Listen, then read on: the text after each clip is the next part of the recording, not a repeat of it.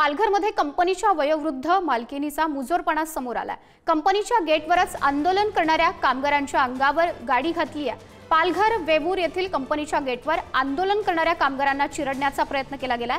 गाडी खाली आल्याने 3 ते 4 महिला कामगार जखमी झाल्यात। जखमी महिला कामगारांवर रुग्णालयात उपचार सुरू आहेत। किमान वेतन अधिकचं काम करावं लागत असल्याने कंपनीच्या गेट समोर कामगारांचं आंदोलन सुरू होतं। कंपनीच्या वयोवृद्ध मालकीनीने थेट कामगारांच्या अंगावर गाडी घातल्याचा हा धक्कादायक प्रकार समोर आलेला आहे। तर पालघर मधील हा सगळा प्रकार आहे। कंपनीच्या मालकीनीचा मुजोरपणा समोर आलेला आहे। गेट बाहेर ज्या कर्मचाऱ्यांनी आंदोलन केलेलं होतं त्या आंदोलनकर्त्यांनाच कर्मचाऱ्यांना चिरडण्याचा प्रयत्न करण्यात आलेला आहे, ज्यामध्ये अनेक कामगार हे गंभीर जखमी झालेले आहे। त्यांच्यावरती सध्या उपचार सुरू आहे।